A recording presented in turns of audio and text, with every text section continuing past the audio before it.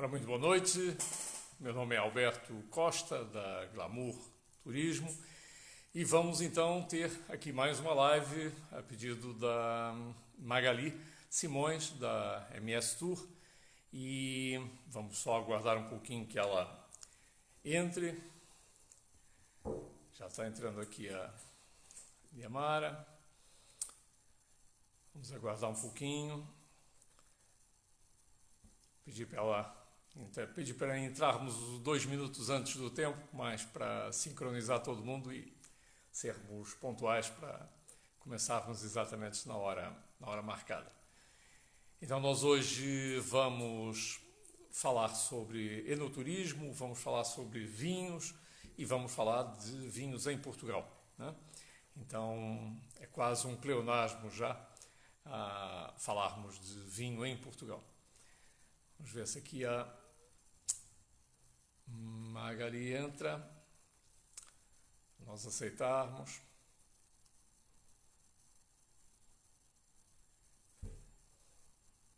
Oi, Bárbara. Tudo bom? MS Tour está entrando agora.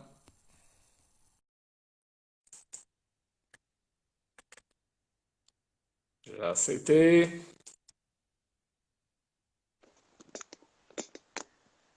Oi, Magali. Oi, Tudo Alberto, bom? como vai? Tudo bem? Tudo certo. Você? Tudo jóia. Tirando o Tá me frio que está escutando bem? aqui no sul, deixa eu É, ajustar. normalmente a gente se queixa do contrário, mas 6 meses, com defasagem de 6 meses. Agora olha só como é que eu estou. Ah, que maravilha! Olha só, esse calorzinho é tudo de bom, né? Tudo bem? Que bom agora, que bom que tivemos essa oportunidade de fazer agora nessa live. Aham. Algumas pessoas já estão esperando as informações, depois de É, tanto você falou. tempo. Exatamente. Ah, que bom. Então, olha, eu acho que estamos exatamente na hora cravada que a gente tinha anunciado e à medida que as pessoas forem entrando, obviamente, a gente também vai falando. É, eu já me apresentei, mas convinha que você se apresentasse também, falasse da sua agência, Certo, que é o importante. certo. Exato. Eu sou Magali Simões, eu tenho a MS Tour aqui em Bento Gonçalves, na Terra do Vinho, né? Então eu moro na Serra Gaúcha e a agência ela é focada no enoturismo, né? Então, com várias conversas com o Alberto, ele tem esses roteiros maravilhosos, né? Então, conversamos já há algum tempo, né, Alberto? E aí, então, tenho bastante interesse em conhecer esses roteiros, né? Porque Portugal é um destino fantástico, principalmente para os vinhos portugueses, né? Então, nós temos muitas opções. E aí, conversando com o Alberto, então, tivemos essa ideia de fazer a live, né, para apresentar para algumas confrarias que nós temos esses contatos, né, das confrarias, os sommeliers, os enólogos, temos algumas viagens técnicas que nós pretendemos fazer, né, Alberto? Então, Isso. juntar o turismo com aquele turismo mais técnico também, né? Que esse é o nosso foco na agência e a gente tem que dar essa oportunidade para, porque aqui em Bento nós também vivemos do vinho, né? Então, Exatamente, eu conheço. Eu é, e adoro. aí, daí então tivemos essa oportunidade, eu acho que está excelente para a gente já formulando, né? Mesmo o tempo que a gente está vivendo, que é esse tempo da epidemia, mas mesmo assim a gente já tem que começar a pensar no ano que vem, né? Em algumas viagens. Então, não vai ser isso o nosso impedimento da gente ver, né, Alberto? Tanta coisa, tanta água já passou debaixo da ponte da humanidade, não vai ser um coronavírusinho ou um bando de gafanhotos que vai nos jogar abaixo. Ah, Mas, aqui também tem os gafanhotos, né? Mas ainda não chegaram e não vão chegar também. Ah, muito bem. mas então, Alberto, tu fique à vontade para explanar, para falar, né, sobre a Glamour. Uma boa noite para quem entrou agora já depois. O meu nome é Alberto Costa, Sou diretor-geral da Glamour, que é uma operadora que tem sede aqui em Portugal, mas nós operamos em Espanha, França, Alemanha, Áustria e fazemos o circuito dos países de leste. Então, vinho é o nosso dia a dia, né? É o nosso dia a dia. Eu brincava antes de você entrar ao vivo, falar de vinho em Portugal é quase um pleonasmo, né? Porque é praticamente a mesma coisa. E nós vamos, a pedido aí da Magali, eu vou dividir essa conversa, vou procurar não dar uma de enochato, como a gente chama aqui, que são os desentendidos em vinho, tentando falar como se fossem entendidos. Não é o meu caso de todo, né? Não é o meu caso de todo. Mas, obviamente, tanto a gente viver num país que bebe vinhos, fala de vinho, Já tem a enfim, cultura. Uhum. nós fazemos inúmeros circuitos de enoturismo e algumas temáticas, workshops mesmo específicas para entendidos. No final de alguns anos a gente vai aprendendo uma coisinha ou Sim, outra, né? Então, é eu verdade. vou procurar aqui dividir a nossa conversa em duas partes, ou em dois níveis, porque eu não sei exatamente o grau de preparo das pessoas que estão nos escutando, então não vou aborrecer as pessoas que não sejam do ramo com palavrões ou com chavões de enoturismo ou de vinho, mas, por outro lado, também queria passar uma mensagem aos técnicos, às pessoas Sim. que eventualmente têm um conhecimento mais profundo, Uhum. que estão vindo para o país certo, se vierem com a Magali, porque nós vamos, na Glamour, nós temos um banner com vários valores. Um Isso. desses valores é nós não termos não temos circuitos regulares, como chamam no Brasil. Ou Sim. seja, nós jamais misturamos clientes de proveniências e de agências diferentes. Que o circuito seja o mesmo, vão 2 ônibus, 2 guias, portanto, fazem exatamente o mesmo percurso para 2 agências que Uhum. compuseram um grupo diferente, mas homogêneo, cada uma delas.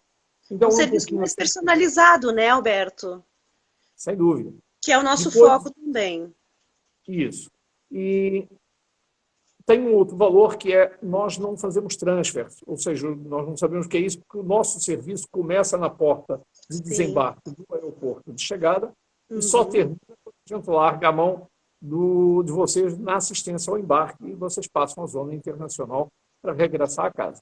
Então, Certo. nós prestamos um serviço sempre com o mesmo guia, nós não temos hábito de contratar guias locais, Uhum. porque perdemos um pouco, se fizéssemos isso, como muitas vezes ocorre com outras operadoras, perdíamos um pouco aquele encanto que acaba se gerando pelo fato de você ter sempre à disposição a mesma profissional desde o início até o final.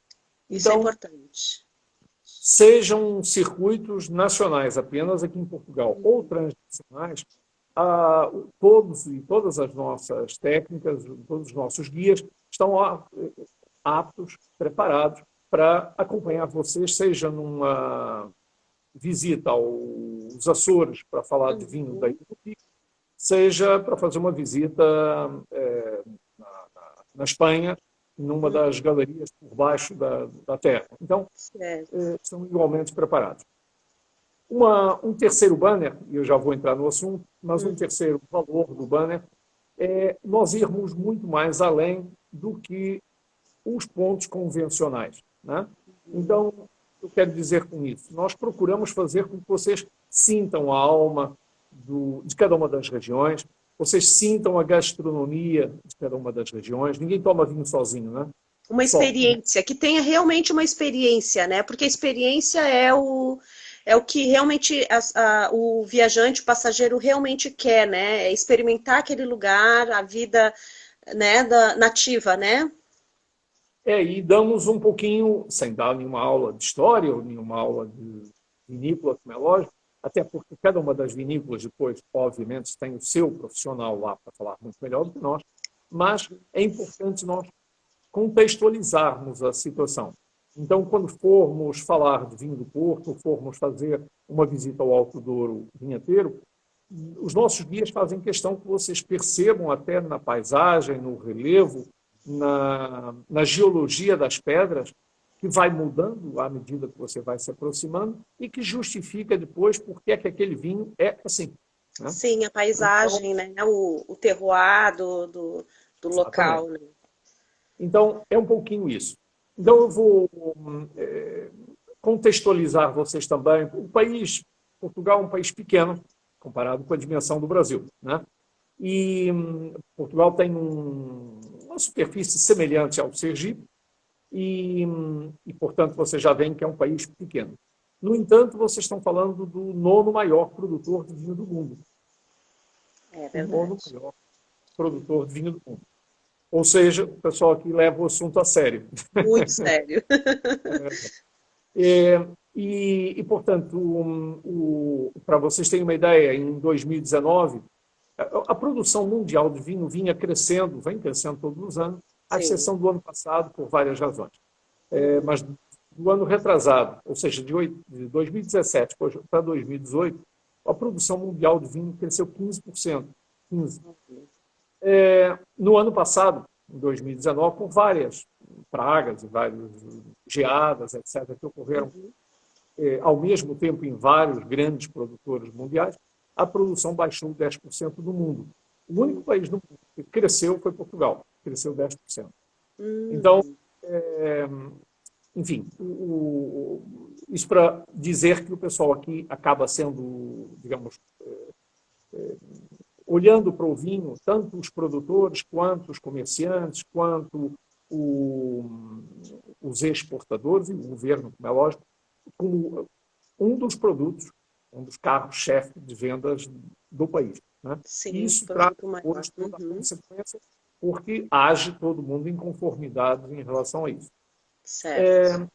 Bom, então estava dizendo que as coisas em Portugal mudaram para melhor de 85 para 1986, quando Portugal entrou na Comunidade Econômica Europeia, CEE, na época. Sim. Então, ao mesmo tempo, no mesmo dia que a Espanha, assinaram o tratado no Mosteiro de Jerónimo no mesmo dia, e a partir daí começaram, tendo, obviamente, que se adaptar às regras europeias. Então, as regras que vocês já devem conhecer, pelo menos os técnicos, das denominações de origem controlada e protegida, o famoso DOC e DOP. Né? Portugal, obviamente, tem isso. Na verdade, simplificando um pouquinho a diferença entre uma e outra, ambas controlam as castas, ou seja, o tipo de uva que se utiliza, e a quantidade delas. Você não pode fazer o que você quiser. Tá vendo? Sim. Então, é um selo de qualidade, né? E talvez mais do que isso, ou seja, eles não controlam só a qualidade, eles controlam também a quantidade, controlam também o tipo de uva que você planta, que você cultiva, que você vinifica. Então, eles vão... Uma forma organizacional no país, né? Exatamente, é uma questão de estatuto. Né? Sim. Ou você está numa região DOC, ou DOP, ou então está numa que tem umas regras um pouquinho mais flexíveis, Claro. que são os chamados IGPs, ou seja, o indicador geográfico protegido. Né? E são os chamados IGPs. Que, na verdade, são vinhos regionais. O IGP é mais um palavrão pós-técnico, na verdade, são vinhos regionais. Tem a sua qualidade verificada, certificada, mas já não tem aquela imposição de regras tão rígidas como o DOC e o DOP. Impõe, Bom, exatamente. E depois tem os vinhos de mesa, que não têm esse tipo de regra, que é aquilo que eu poderia fazer aqui em casa, se eu tivesse um terreno, são vinhos de mesa e tem outra... Mas isso são regras europeias e que, no fundo, procuram homogeneizar o mercado de vinho para produtores, para comerciantes e, sobretudo, para produtores para saber exatamente o que é que estão bebendo, né, ou comprando. Bom, Sim. Uma das coisas, obviamente, que aconteceu, digamos, historicamente, é que, hoje em dia, as grandes vinícolas estão muito mais organizadas, né, do que estavam antigamente. Então, melhoraram não só a qualidade dos seus terrenos, corrigiram As suas acidez, estruturas. pH, Uhum. mas se prepararam também em termos de processos de vinificação, de colheita. Então, você tem, basicamente, os grandes e tem os pequenos produtores que fazem, inclusive, vinho orgânico.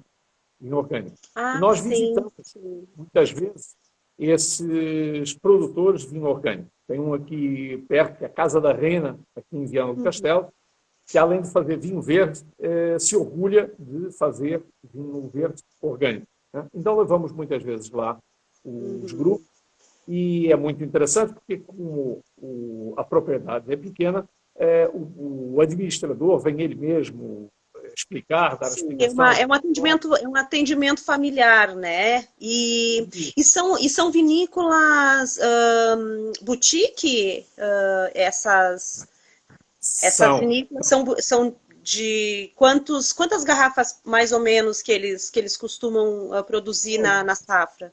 Aí depende um pouquinho, Depende porque muito. não, depende inclusive da região, porque no Minho, ou seja, no norte do país, nós temos chamados minifundos, né? Ou seja, são propriedades pequenas e o terreno é muito dividido, então a produção nunca pode ser muito grande. Do meio do país para o sul, nós temos latifúndios, então são Uhum, propriedades gigantescas, onde já não é possível mais colher manualmente. Você é uma região também morfologicamente plana, então você uhum. pode, em barro, colher mecanicamente, enfim. Então, a produção, obviamente, é enorme. É E diferente, né? Uma pergunta, Alberto. Nos roteiros da Glamour, tu costuma efetuar as visitas por exemplo, se são 11 dias o período da viagem, tu vai mesclando, né, as vinícolas boutique com vinícolas maiores, mesmo sendo uma visita técnica para a gente ter um conhecimento de como é, né, essa experiência em cada tipo de vinícola, né? Com os tipos de mais, vinho. mais até do que isso, quando são visitas técnicas, nós combinamos com você, para você combinar com Claro, o claro, a gente estuda. Aham. o interesse que eles tenham. Porque, repare, nós temos vinho, Portugal tem vinho, até o meio do Atlântico. Daqui Sim, até os Açores são 1.600 quilômetros. sim. O vinho que é cultivado lá é um vinho totalmente diferente naquelas ilhas, e é um vinho muito interessante, porque ele é cultivado encostado às paredes, aos muros de Certo. lava, pedra de lava. Como a pedra, obviamente, é negra, ela Hum, sofre muito calor e eles têm o hábito de colocar umas caninhas e uns arames e cultivar a parreira encostada à vinha. Então, claro, ao longo da noite, primeiro a amplitude térmica já não é muito grande, entre a noite e o sim. dia. Mas, mesmo assim, durante a noite, esse vinho ou essas uvas vão acabar tendo muito mais calor, como é natural, do que aqui no continente, por exemplo, onde não tem Claro, nada, claro. né? Não é uma zona vulcânica. Então, o vinho dali é totalmente diferente. O vinho da Ilha da Madeira também é um vinho muito particular. Já não tem essa questão, apesar da ilha ter formação vulcânica, mas já não tem Bacana. vulcão, já Uhum. não, digamos, nos campos, e ele é cultivado em terraços, ou em terraças, tal como o vinho do Porto. Sim, Isso faz com que o vinho que esteja ali não seja possível colher mecanicamente, é impossível, não dá para subir com sim. máquina, mas, no entanto, também é diferente porque tem uma exposição solar muito grande. Para vocês terem uma ideia, se procurarem no mapa, a Madeira está mais ou menos em frente a Marrakech. Sim. Ou seja, Muito quente. está muito ao sul da Europa. No entanto, não tem o problema que teria se estivesse no norte da África, com um calor abrasador. Sim. Não, está Muito no meio quente. do Atlântico. Então, a gente costuma dizer que na Ilha da Madeira tem 365 dias de primavera por ano, ou 366 nos anos bissextos, né? Então está sempre por ali. Certo. O vinho Madeira, por exemplo, não só a produção é distinta, mas também a vinificação é distinta. Eles, ali ao contrário do que ocorre no continente, o vinho é envelhecido em cascos de carvalho também, só que a ideia é criar um ambiente úmido, como a madeira tem, como aí, e quente, quente e úmido. Então isso faz com que o vinho evapore através da madeira, entendeu? Sim. E ele vai baixando o nível, e eles vão corrigindo o nível. E isso não é preciso explicar muito. E a melhor forma é estando lá para poder entender e principalmente quem já trabalha com isso deve ficar cada vez mais maravilhado, né? Eu ainda faço melhor. Nós vamos normalmente visitar o Museu do Vinho, onde tudo isso está explicado, até a história do vinho da madeira, mas, curiosamente, o Museu do Vinho foi montado dentro da maior vinícola que existe na Ilha da Madeira. E tem um restaurante. Então, a gente junta o útil ao agradável, né? Claro. Ou seja, junta a gastronomia e almoçamos cheirando, a gente sai com a roupa cheirando a vinho madeira. Né? Sim. E o vinho madeira, por exemplo, é menos conhecido no Brasil do que o vinho do Porto, mas injustamente. Ele é um dos vinhos mais conhecidos no mundo, sobretudo no mundo inglês, no antigo Império Inglês. Já brindou a posse de 3 presidentes dos Estados Unidos. O último foi o Obama. Sim. E o do Trump, acho que ninguém brindou, como é óbvio. Mas, enfim. Mas estava dizendo que isso, para responder à sua pergunta, quando o seu grupo técnico tiver algum interesse nesse tipo de vinhos, obviamente temos que ir lá. Não tem jeito, porque a gente não tem forma de visitar uma vinícola aqui com o mesmo processo. Agora, do norte para o sul, nós temos inúmeros. Portugal é um país, como eu já disse, pequeno, mas é retangular, é um retângulo em pé. Para você dividir o retângulo em faixas, a faixa de cima do retângulo é o Minho e Trás-os-Montes. Então, nessa faixa mais alta do retângulo, nós temos à esquerda uma região, que é a região do Minho, seria um estado, se fosse uma federação, mas é uma província, e é uma região que é onde eu moro, curiosamente. Eu moro aqui. E tem muita água, muito verde, chove bastante, os rios descem das montanhas com muita força, então é uma região muito verde. Qual é o nome do vinho ou dos vinhos que se cultivam nesta região? Vinhos verdes. Né? Então, primeira explicação, não para os técnicos, obviamente, me perdoem, mas para os não técnicos, os amadores, vai a primeira explicação, ou a primeira desilusão, é que a palavra vinho verde... Não é desilusão, com certeza que não é. Nem a cor da uva, nem a cor do vinho. Seria fácil perceber que seria impossível você fermentar ou fazer vinho com uvas verdes. Né? E, portanto, o que deu o nome aos vinhos verdes foi a região, o fato dela ser muito verdejante. Sim, muito verde. E me diga uma coisa, Alberto, os roteiros da Glamour, a questão das hospedagens, como é que que nós vamos poder direcionar para como é que são os hotéis, em que classificação que normalmente tu costuma colocar? Eu sei que a gente monta isso, né? Porque é personalizado. Mas o que vocês oferecem aí na região? O que vocês têm na região de muito bom para oferecer? Olha, Magali, normalmente, para responder à sua pergunta, só colocamos clientes em hotéis 4 estrelas. Porque a classificação por estrelas aqui é até injusta com Portugal. Para você ter uma ideia, né? É diferente do que no Brasil. Mas até estou comparando com coisas iguais aqui na Europa. Se você vir um hotel de 3 estrelas em França, ele é bem pior, os franceses que me desculpem, mas eles sabem que é assim, é bem pior do que o mesmo 3 estrelas em Portugal.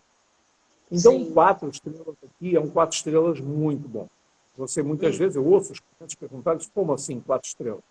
Não é simples, certo. porque não é só a questão das instalações, não é só a questão dos espaços, é a questão também do serviço, do profissionalismo, dos Os recursos serviços humanos. também, né? Uhum. Então, venham preparados para subir um pouquinho a fasquia para a qualidade dos hotéis, da hotelaria que você estava perguntando. Certo. Mas para Nós temos responder a também sua alguns questão, passageiros. Desculpa, pode terminar. não, eu estava dizendo que nós fazemos, no caso de um roteiro, mesmo sendo um roteiro técnico, ou de grupos técnicos, procuramos fazer um mix. Ou seja, nós muitas vezes colocamos, preferencialmente, os clientes hospedados dentro das vinícolas que estão, neste momento, Ai, quase ótimo. todas as grandes e as médias também, talvez tirando as pequenininhas, as médias e grandes, todas elas têm enoturismo. Não é Sim. que venha dali, para eles, um grande revenue, um Uhum. faturamento muito grande. Não é isso. É porque serve para eles como cartão de marketing, está vendo? Sim. Como propaganda. Então, o ambiente é fantástico. Nunca é um hotel E é com a quatro. experiência, né? Como nós falamos antes, o passageiro ele tem a experiência de ficar hospedado dentro da vinícola. Como nós temos alguns exemplos aqui também de vinícolas aqui no sul, que nós também oferecemos isso, né? E Ótimo. aqui eles fazem até, mas só para retomar a linha do raciocínio, ou hospedamos os clientes dentro das vinícolas, nos hotéis das vinícolas, o que é excelente, ou Sim, no dia seguinte nós somos capazes de ficar também no meio do campo, também fora dos grandes centros urbanos, mas já não certo. mais na vinícola, e sim Sim, para dar uma experiência diferente a eles. Colocamos os clientes hospedados em hotéis que eram antigos conventos, antigos mosteiros, antigos castelos, mosteiros. antigos Castelos, eu palácios. vi. E Certo. então a experiência é fantástica. Você E almoçar essa é uma dentro de um experiência ambiente, diferente, né? tá? É totalmente diferente, porque no Brasil nós não temos muitas opções. Na verdade, nós não temos opções assim, né? Tantas opções. E é exatamente por isso, porque trazer um francês para vir fazer isso, a gente nem propõe, porque o cara até melhor a casa dele, né? Mas para alguém que vem da América, obviamente, isso é uma É experiência, diferente. muitas vezes, da vida. É a experiência da vida. Então, você sabe que muitos desses conventos e mosteiros, eles estão rodeados de vinhedos. Por quê? Tem uma Sim. razão histórica. O primeiro rei de Portugal, quando começou a reconquista cristã, ou seja, os árabes, só para contextualizar, os árabes chegaram à Península Ibérica em 711 e rapidamente tomaram toda a Península Ibérica, menos a partezinha de cima, que são as Astúrias, os picos da Europa, eles não conseguiram tomar porque são montanhas muito grandes e o povo se defendia. Sim. E foi começou exatamente a reconquista desse território aos cristãos, ficou conhecida na história como a Reconquista Cristã. Bom, Certo. o primeiro rei de Portugal começou expulsando exatamente os muçulmanos para o sul, até o Algarve, e usou uma estratégia de estadista. Ele sabia que não tinha povo suficiente para ocupar o território, não adianta nada você conquistar ou ganhar a batalha de um território se você não ocupar. Passado mais algum tempo, o pessoal vem e ocupa. Então você fica nisso. O que é que ele fazia? Já vou ouvindo. A explicação é essa. Ele convidou inúmeras ordens religiosas, monásticas, tanto masculinas quanto femininas, para ocuparem esses territórios. Então, assim vieram ordens dos templários, dos hospitalários, Santiago de Espada, Cister, que era uma ordem, eles são beneditinos, mas era uma dissidência. E o que é que ele fazia? Ele entregava grandes territórios, imensos territórios, a uma ordem religiosa. Claro, eles construíam um mosteiro, né? Claro. Construíam um mosteiro, e mandavam vir os outros freis e abadesas e tal, que já estavam espremidos no centro da Europa e não tinham para onde se expandir. Ora, o que é que eles faziam? Era exatamente ocupar o território e cultivar, né? Então, as grandes produções, os grandes vinhedos que nós temos até hoje, ainda são herdados dessa situação. Sim, Estamos a falando de continuidade, sim. então, do século XIII. Depois, quando as ordens religiosas foram expulsas, no século XVIII, isso continuou grande, estou falando do centro e do sul do país, continuaram propriedades muito grandes, sem serem divididas, por um outro motivo, que era a lei do morgadio. Morgadio, ou morgado, era o filho, o varão, do homem mais velho, que herdava tudo da família. E ainda ganhava um dote quando casava. Então, e muitas vezes esse dote, quando o pai da noiva, o sogro, não tinha dinheiro, lhe dava terrenos. Então, essas propriedades foram se agigantando. Claro que agora, no século XX, com a queda da monarquia na República, obviamente isso tem mudado, em termos de leis de sucessão. Né? Claro. Mas essa é a razão pela qual vocês hoje em dia têm imensas propriedades que acabaram sendo compradas pelas grandes vinícolas às famílias.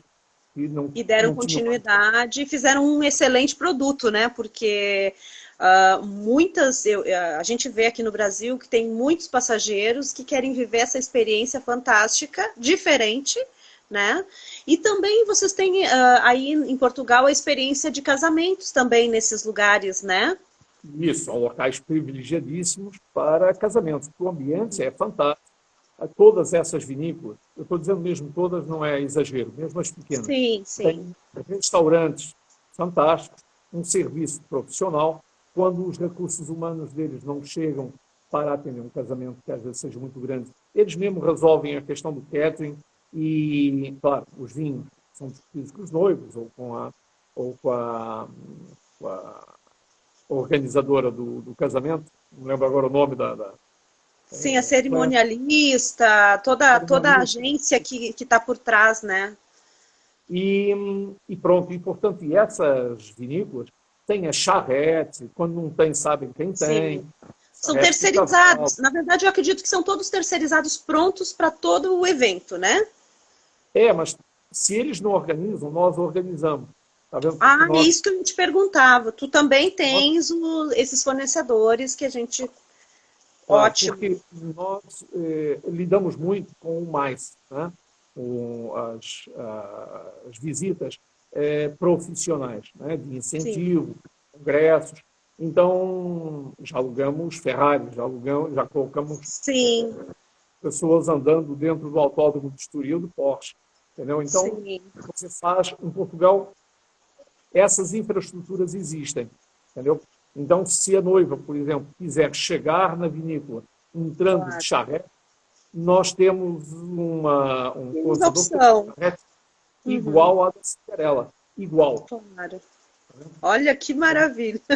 Só não vem a Cinderela, isso é uma coisa que o noivo tem que arranjar, mas o resto a gente providencia. Cavalo, cocheiro, a gente providencia. Mas então, estava respondendo à sua pergunta, ou ficamos em hotéis nas vinícolas, ou nessas experiências que são igualmente válidas, até porque estão muito próximas, quando, sim, não estão mesmo rodeadas de vinhedos. Entendeu? Então é muito interessante você propiciar essa experiência também. Essa experiência. Os doces conventuais, porque depois aí entra tudo, né? Sim. Os doces conventuais, o vinho, os queijos, quando é, por exemplo, na Serra da Estrela, que é uma serra mais alta que a gente tem aqui no continente. Obviamente, nessa zona cultivava-se muito, cuidavam muito cuidam de... Os queijos. De queijos, porque tem muita ovelha, tem muita cabra, tem muita vaca, e obviamente fazem muito queijo, né? Faz parte da cultura. Então, para quem é do ramo e já ouviu falar do queijo da serra, é exatamente uma das maravilhas do mundo gastronômico aqui em Portugal. Mas isso a gente, na apresentação do roteiro, a gente pode sempre apresentar o que tem de opções, né? Porque provavelmente deve ter muitas opções e a gente, em cima do perfil daquele grupo ou do passageiro, aí a gente vai montar o personalizado, né? Magali, deixa dar aqui uma explicação, um exemplo, ou alguns exemplos do que é que a gente pode, o que é que os clientes, mesmo amadores, podem esperar nesse enoturismo. Ok. A maior parte dessas vinícolas tem cavalos para você passear e acompanhados, claro. Tem bicicletas, tem stand-up paddle para você andar. Muitas Ótimo. estão junto dos rios ou estão junto dos lagos. Lagos tem pedalinhos, você tem praias fluviais muito boas, ficam lotadas agora no verão. O pessoal da região, claro, conhece e vai para lá, né? Sim. E mesmo junto à minha casa, o Rio Lima passa aqui em frente, e tem uma praia aqui, no verão, fica lotado. Porque banho de rio é outra coisa. Sim. Então, a maior parte dessas propriedades você consegue complementar com esse tipo de evento. Já para não falar das caminhadas e as visitas às grutas, porque existem muitas grutas de estalactites, estalagmites, ou seja, grutas calcárias, com rios correndo por baixo, com LEDs iluminando a água, com música ambiente que tem uma acústica totalmente própria. Então, não faltam opções para você juntar o vinho com um complemento, digamos, lúdico, né? Mesmo no Alto Douro Vinheteiro, lá para cima atrás do ponte, a gente, além das visitas às quintas, tem termas. Então, alguns dos hotéis, mas um tem uma daqueles que eu infraestrutura acho mais para luxuoso, banhos. então, fica exatamente, é um hotel termal. Então, você tem, por um lado, um campo de golfe, por outro lado, um vinhedo, uma visita técnica e hospedado em umas termas. Então, E outra pergunta, porque talvez tenha alguém que não saiba, a melhor época de visitar, que não seja tão frio como aquele frio que aqui no sul nós temos um frio, mas nós temos muitos passageiros que são do Rio, São Paulo, Vitória, no Espírito Santo, então o pessoal mais da região sudeste e nordeste do país, né?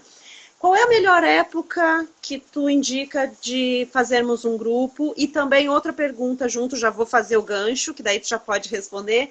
A média porque as vinícolas, às vezes, elas preferem que sejam grupos de quantas pessoas? Porque às vezes o grupo ele não pode ser muito grande, às vezes uns small groups deve ser melhor para dar uma qualidade na viagem, né? Do atendimento. Deixa eu responder já essa última, que é mais fácil. Tá. Não tem limite. Para você ter uma ideia, o maior grupo que nós tivemos até hoje era 203 pessoas, 203, 5 nacionalidades, 5 idiomas, 5 ônibus, e coloquei todo mundo na quinta da Pacheca. Eles têm um restaurante enorme, ainda sobrou espaço. São vinícolas, para você ter uma ideia, isso foi há 2 anos. No ano anterior, o presidente da República tinha comemorado o Dia de Portugal, que é o dia 10 de junho, é o equivalente a 7 de setembro. E escolheu exatamente a mesma quinta, o mesmo restaurante, e como eram muitas mais pessoas do que 203, eles fizeram um platô sobre o vinhedo, você não faz ideia. Olha só, que maravilha. Aquilo passou na televisão, o renome dessa vinícola foi lá em cima, na loja. Sim. Então, nós, para responder à questão, tanto faz que seja um small group de um casal ou 2 casais, quanto seja um grupo muito grande. É uma questão de organização nossa e de ter preparado para que, quando cheguem 5 ônibus ao mesmo tempo, o buffet esteja pronto, obviamente, para servir 200 refeições todas quentes. Né? É interessante porque, por exemplo, as confrarias, algumas confrarias que nós vamos trabalhar, que nós estamos trabalhando com confrarias do Rio e São Paulo, pode acontecer de ter um número de pessoas maior, né? Ou juntar de um estado de outro, porque às vezes as confrarias têm filiais em vários estados, então tem tantas pessoas num estado e outra. A gente vai fazer com saídas diferentes, alguns vão sair de Porto Alegre, outros vão sair do Rio de Janeiro, outros vão sair de São Paulo, o aéreo, né? A questão do aéreo. Mas é importante porque quando a gente chegar em Portugal, a gente chega ali e aí é tudo, a gente tem que saber essa prévia, né? Para poder passar para as confrarias. Só citando mais uma vez esse grupo, era o 203, por quê? Porque é um grupo de ex-bancários, todos os anos eles escolhem um país para visitar, e há 2 anos escolheram Portugal. Quando nos ligaram, disseram cada grupo tem um idioma diferente, precisa de um guia com um idioma diferente, Sim, mas vai almoçar todo mundo junto, lógico, né? sim. E a gente deu bem conta do recado e todos os locais, eu fiquei muito agradado, acompanhei pessoalmente, claro, Uhum. desse tamanho, Sim, porque qualquer coisa pode dar errado no meio do caminho, né? Então, deu tudo certinho, os fornecedores, todas as equipes foram muito boas, a qualidade foi muito boa e o feedback dos clientes, que é o mais importante, foi excelente. claro. Então, não se preocupe com Ótimo. o tamanho do grupo, mesmo até que cheguem de estados diferentes, em horários diferentes, isso nós estamos habituados a fazer isso. Vai um Perfeito. ônibus, são uns, vai fazer sei lá, se estiver em Lisboa, vai com eles até Belém comer um pastel de nata, e Sim. 2 horas depois tem outro chegando, vem um outro guia, pega numa van ou num minibus, leva, integra todo mundo. Não se preocupe. Daí essa parte Certo. é a nossa Perfeito. logística, já está preparada. Né? É isso, vocês estão preparados até uma certa vez que nós fizemos já uma cotação, tu falaste dos transportes que vocês têm, né, Alberto? Acho que é interessante porque aqui no Brasil, muitas vezes, as pessoas que já foram à Europa tiveram a experiência daquele tipo de viagem com aquelas operadoras que tinha aquele monte de gente, colocam 45 pessoas, é uma coisa completamente diferente. É interessante a gente colocar que esse roteiro da Glamour é um roteiro completamente personalizado e é diferente desse formato, né? Por isso é que eu estava dizendo que nós não fazemos, mas aí é uma questão de identidade nossa, uma opção minha desde o início da Sim, fundação da é o Gama. perfil, né? Nós, São os perfis. entendeu? Ou seja, aquela história de passar um ônibus em vários hotéis para pegar o pessoal, já não sabe o que é isso. Nunca fizemos isso, Uhum, porque claro. perdemos a identidade. Nós não fazemos isso. Se você organizar 2 grupos para fazer exatamente a mesma coisa, em datas diferentes, ou até na mesma data, vão 2 ônibus diferentes, se forem 2 agências diferentes. Se o grupo Sim. for todo mesmo, a programação for toda a mesma, nós juntamos então o seu grupo, não importa em que avião Uhum. esteja, junta todo mundo e inicia a Tranquilo. programação. Né? Certo, Então, perfeito, perfeito. essa é uma dos diferenciais. De resto, nós costumamos, inclusive, para além da parte da hospedagem em vinícolas e nos hotéis históricos, que é como a gente genericamente chama, aos Sim. palácios, aos conventos, aos mosteiros, né? Nós, claro, em muitas das cidades, ficamos mesmo dentro da cidade. É uma coisa que a gente até evita, mas Uhum. nos grandes centros, como é o caso de Lisboa, tem sempre aquele pessoal que quer sair à noite, passear, e Sim, aí não que é dá um no meio do opcional. campo. E pode haver opcionais também, né? Pode haver os opcionais, porque talvez nem todos tenham esse pique todo de passar o dia inteiro dentro desse roteiro e quer algo a mais, né, à noite, né? Tem uns que querem descansar e outros querem aproveitar 24 horas. Normal. Mas nós estamos habituados a isso também, só é uma questão de Sim, organização. Por quê? Porque dentro desse MICE, ou seja, das viagens profissionais, as viagens empresariais, é muito comum nós fazermos 2 programações no mesmo dia. Uma para os profissionais e outra para os acompanhantes. Entendeu? sim.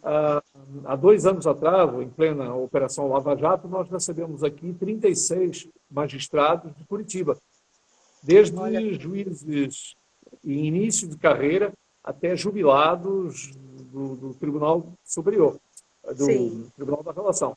sim, E, claro, as esposas ou os maridos, como é lógico, foram num minibus fazer uma programação durante o dia, sim. enquanto nós íamos Estavam com no o evento. grupo à Faculdade de Direito e depois aos Sim. tribunais que eles visitaram. Né? Ótimo. E à noite juntava todo mundo no evento. Né? Sim, perfeito. Há uma outra coisa que nós costumamos colocar também, quando se justifica, naturalmente, que são eventos surpresa. Ou seja, só eu e você é que ficamos sabendo. Ah, isso é Então, interessante. o cliente não sabe. Isso é A muito ideia é bom. surpreendê-lo pela positiva. Então, É um plus. pode acontecer perfeitamente deles estarem tranquilamente almoçando numa sala privativa de um convento e entrar, de repente, um coral cantando a capela Sim, olha que maravilha. uma música portuguesa. Ou Sim, entrar um grupo de fadistas e uma fadista cantando fado, por exemplo. Né? sim, Enfim, e nós vamos mesclando um pouquinho isso, porque eu, genericamente, na Glamour, a gente costuma dizer que não vendemos viagens. Nós construímos memórias. Então, sim. o cliente, na maior parte das vezes, não é. Já esqueceu quanto é que pagou a você a viagem que fez há 2 anos, duvido que ele se lembre. Ele não vai lembrar do nome do hotel. Ainda hoje eu tive uma cliente do ano passado, de uma agência de Ribeirão Preto, que manda uma mensagem perguntando onde é que era um promontório que ela pensava que era aqui no Cabo da Roca. Eu disse, não, isso foi no Cabo Girão, na Ilha da Madeira, quando fomos lá o ano passado. Ah, é, e tal. Então, é normal que eles esqueçam os detalhes, como é óbvio. Sim, os Agora, detalhes, mas fica experiência marcada, né, Alberto? mas É incrível. aquilo que ela não esqueceu foi que esteve num promontório em cima de um Foi a vidro experiência. no promontório mais alto da Europa. Isso ela não Sim, esqueceu. Pode ter esquecido o nome, que é fácil a gente se ajudar. sim, sim. Ou Aham. seja, as emoções que você provoca nos clientes, as boas e as más, né, são Sim, aquelas que realmente marcam o cliente para sempre. E é isso que nos dá um pouquinho a satisfação, a retribuição pessoal e profissional do nosso trabalho. Então, isso vai seja à ser vontade. maravilhoso porque a MS Tour também tem essa experiência. Tem as viagens que nós fizemos, que foi em outros nichos, não é no turismo, mas foi em outras experiências que levamos para outros lugares, né? Também tivemos exatamente isso. E somos marcados e eles querem voltar. Então, às vezes eles querem, ó, quero de novo essa experiência, tô levando mais. Aí falou tanto da experiência que convenceu mais pessoas da família, os amigos. Queremos agora ter a mesma experiência ou outras experiências com esses outros amigos, né? Então isso é fantástico, porque isso é viver, né, Antônio? As pessoas elas querem viver a experiência, novas É, experiências.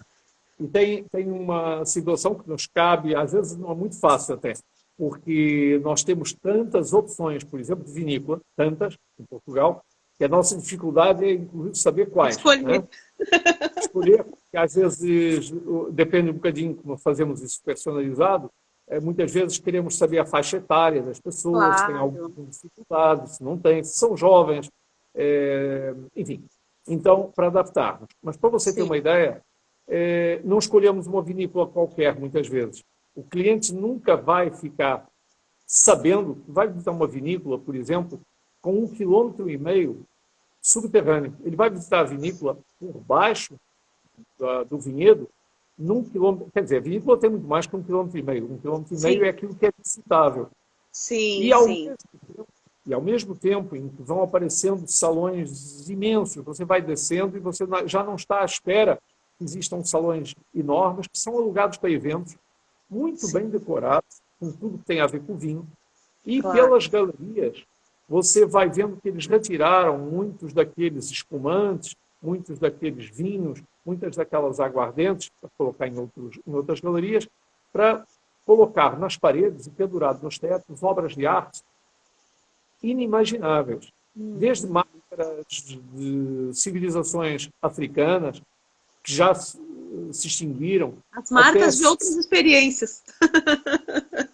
não está à espera numa vinícola de ver uma exposição, por exemplo, do Gandhi, Sim, uma exposição exatamente. fotográfica. Então, uma parte da Índia, com portas enormes, muito trabalhadas, enfim. E no final, claro, até tem a degustação. Claro, Mas você claro. até lá, entendeu? Então, esse encantamento, essa surpresa que a gente muitas vezes provoca, quando o cliente imagina que vai visitar mais uma das vinícolas, já foi a Mendonça, já foi a Hum. Já já conhece muita conhece coisa, outras vinícolas, sim. mas ele nunca jantou debaixo do chão aqui no norte de Espanha, num restaurante que está debaixo da terra, onde Sim. antigamente guardavam e escondiam, os contrabandistas Olha, escondiam Tiago, os vinhos. Né? olha só que experiência. Vai ser Então, bastante. Na verdade, vai ser. Eu acredito que. Até porque uma coisa que eu me lembrei, que eu já tinha colocado até como os banners, né? Que tu tinha, os folders que tu tinha me enviado o ano passado. Vamos continuar fazendo isso, né, Alberto? Porque tinham várias opções de 14 dias, de uma semana, de 10 dias, né? A gente tem várias opções de viagem. Tem aquelas viagens mais curtas, porque tem algumas pessoas que não têm muito tempo disponibilizado para fazer a viagem, né? Ainda tem vários passageiros que querem, no máximo 6 dias, 5 noites, né, no caso, para ir até Portugal, né? Então, oferecemos também número de noites reduzidas e também viagens mais longas, né? Sobretudo no caso das vinícolas, como é lógico, o que eu sugiro, dentro da disponibilidade das Sim, pessoas, é também perceberem o seguinte: apesar do país ser pequeno, não dá para você sair de Lisboa, por exemplo, ir para o Porto e voltar. Estamos sim, falando de 400 quilômetros. Então, era chegar lá e voltar. muito, claro. Então, aí nós sugerimos, quando o tempo é mais reduzido, nós fazemos um roteiro de forma a vocês chegarem com os clientes por um aeroporto e regressarem por outro, entendeu? Sim, Então, se envolve Porto e Lisboa, muito bem, podem chegar pelo Porto, isso, visitarmos a zona do Alto Douro Vinheteiro, para vermos o vinho do Porto e tal, e depois descemos para Lisboa, isso é um caso. sim. Se só forem mesmo 5 dias, nem vale a pena isso, porque ficar Sim, andando aí por uma é mais entrada e saída por um aeroporto mesmo, mas numa região, concentrar numa região, né? isso. E aí, quando o tempo é pouco, eu sugiro que venham, no caso do vinho, que venham para o Porto e não para Lisboa. Apesar de Lisboa ser Certo. capital, mas é fácil perceber que as vinícolas não estão ali do lado, né?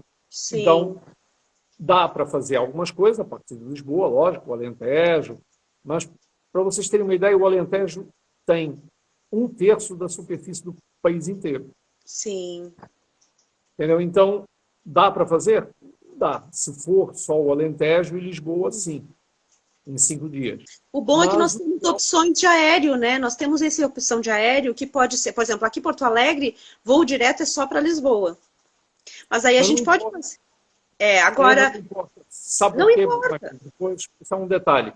Mas Isso. você pode comprar Porto Alegre, Lisboa e Lisboa, Porto Alegre, mas depois comprar adicionalmente um voo do Porto para Lisboa. Com duas Sim. horas de antecedência, eles já fazem aqui no Porto o check-in das malas direto para Porto Alegre e Sim.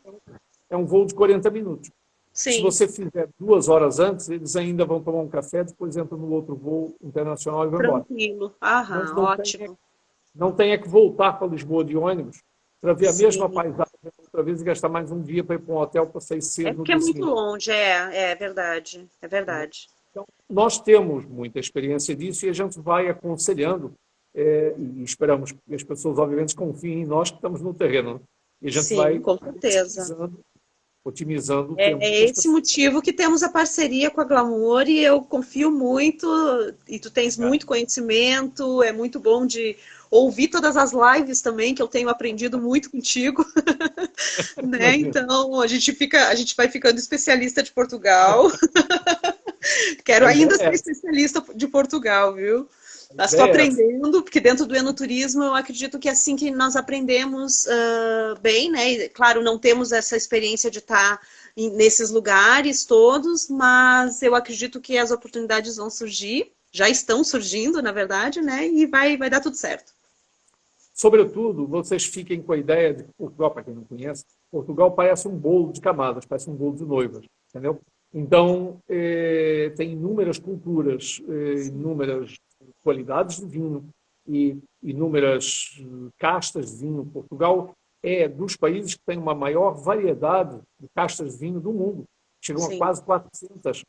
Então, você imagina isso na mão de um enólogo, dá uma combinação praticamente infinita. é verdade. Entendeu? Então, a gastronomia, juntamente com a Fantástica. cultura, é um país, embora pequeno, mas com uma diversidade enorme. Eu só estou falando um pouco mais rápido que o cronômetro Tá está findando tempo. contra nós.